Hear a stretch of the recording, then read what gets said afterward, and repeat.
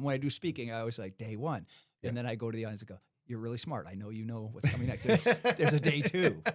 And day two, the next morning, a man shows up at Harold Dahl's house in Tacoma, Washington, on Gove Street. And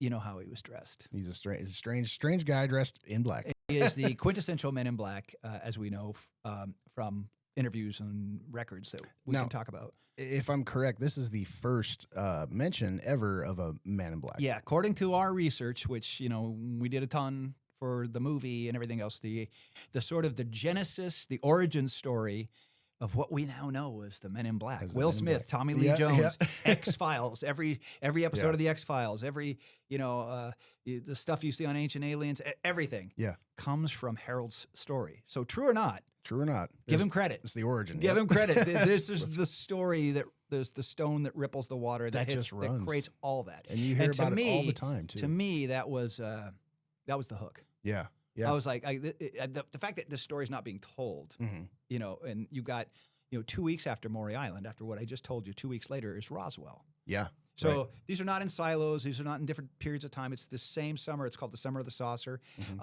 Just 2 days later, after Maury Island, is the famous UFO sighting by Ken Arnold at Mount Rainier, 9/9.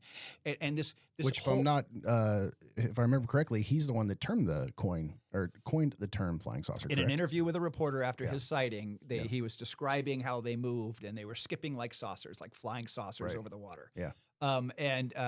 So yes, so. Those are three sort of famous incidents. Two of them are famous. Right. Ken Arnold sighting of Mount Rainier and Roswell. Yeah. Maury Island's usually more in the infamous camp. And the reason is, and this is where the story just goes off the rails in a wonderful way. Yeah. If you go on Wikipedia, if you go on Superficial, do any research, you're going to see that someone will tell you Harold Dahl made it up, that he confessed that what happened to him at Maury Island was a hoax. Wasn't there evidence though? Wasn't he like actually injured and damaged to the boat? There is, yeah. So you'll see the hoax theory, and what you'll find out is that at the end of that summer,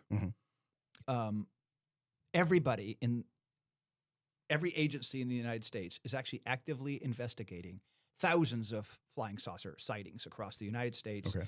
Saucer flap. Yeah, it's called the Summer of the Saucers, 1947.